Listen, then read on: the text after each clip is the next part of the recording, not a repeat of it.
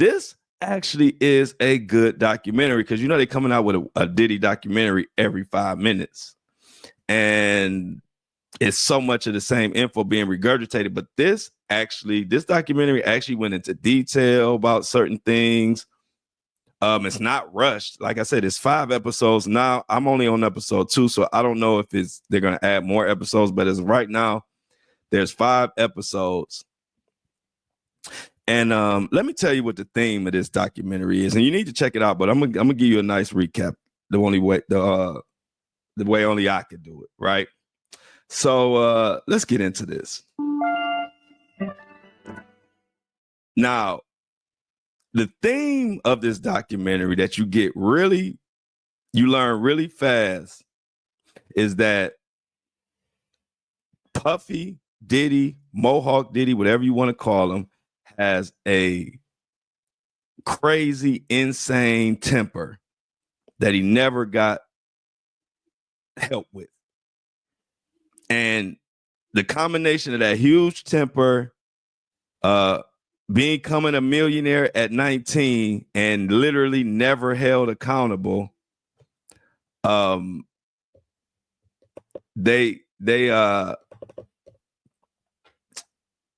caused a person to just be this monster, not being held accountable, being a millionaire, and also having a huge temper that might have came from when you were a kid. I don't know. They say he was bullied. I'm gonna get into all of that. But the theme that you could tell that this documentary is trying to show is that Diddy is the example of a crazy, fucking insane temper that he never got over. And it was never checked. He was never held accountable. And that's why we are here with him in prison. And the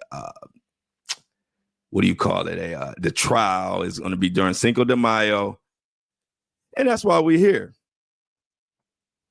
Because see, if Diddy would have grew up in my household, he wouldn't even be in prison right now, because he would have got his ass whooped so much as a kid for doing shit he ain't had no business doing. That shit would have been checked. Some of the shit that they say went on when he was a kid and teenager, man, in my family, shit. You wouldn't have no family, because they gonna get you straight. And if you ain't gonna get straight, your ass just getting banished. Back in the day, we got old school rules. And I think that's what Diddy needed. But let's get into this. So let's start the documentary. I was about to say the Diddy-mentary. There's so many documentaries, I'm gonna start calling them a Diddy-mentary. So in the Diddy-mentary, they open talking about what happened to Cassie, and not the one you know about. What was that, 2018 or whatever, that footage with Cassie? The one we all know, not that one. This one came from 2010. It was 2010, and they were in a hotel. And I'm gonna play this clip from the assistant that was around. Now, these are all like Diddy's assistant. These are like real motherfuckers speaking out on Diddy ass. Hotel. The Beverly Hills Hotel is like a 1-bedroom suite. I fall asleep on the couch because I don't go out. And he storms in. Where the f is he? I like wake up all of a sudden like what the who are you talking about?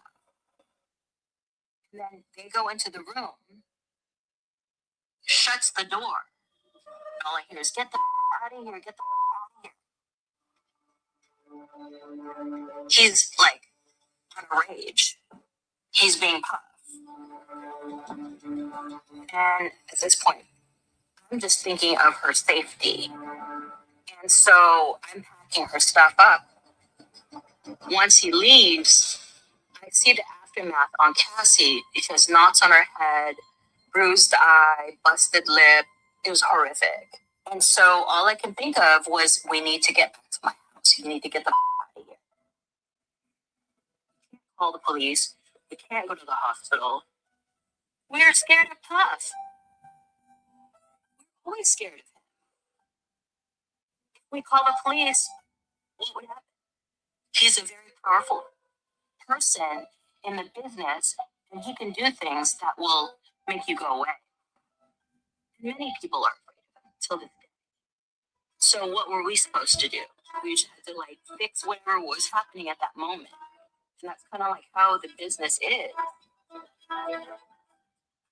my friend who's a doctor, and I'm like, you have to take care of this because this is not okay. Be a witness to this because we can't call anyone. But I felt like this has happened before because she was so nonchalant about it. Cassie and I never spoke about that incident after. Now, that's 2010.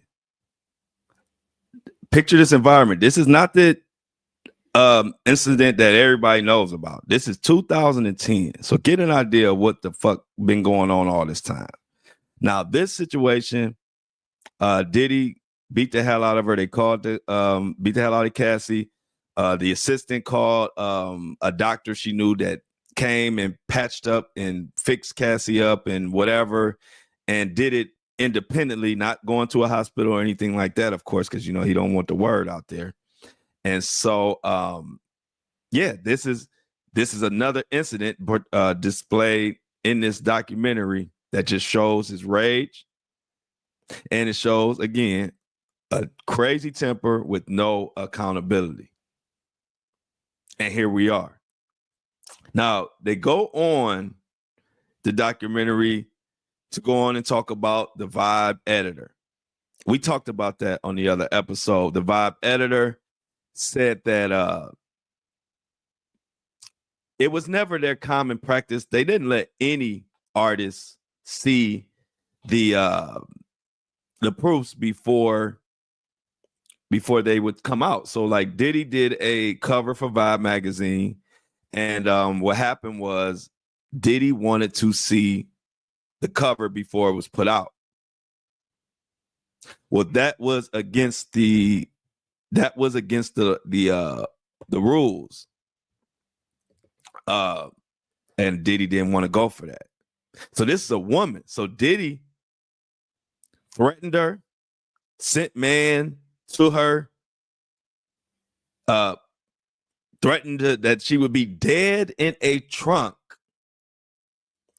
because she would not show him how the cover of the Vibe magazine looked before it came out. Now, it's so much shit wrong with this, but the main thing that really gets me is any man that threatens bodily harm, threatens to kill, or any of that with a woman is just frankly a bitch. And that's just plain as day what it is. I don't care who get mad about it or who don't care. I'm from Cleveland, and that's a bitch move. Now, nobody, I don't care who you are, you're not tough threatening a fucking woman. Like, at all. And I don't respect it. And I don't give a fuck who don't like that, because ain't nobody gonna check me. I've been on this earth a long time, and I've been saying exactly what the fuck I feel from my heart my whole life. And ain't nobody shut me up yet, and ain't nobody gonna shut me up, because right is right, wrong is wrong. I don't play no sides.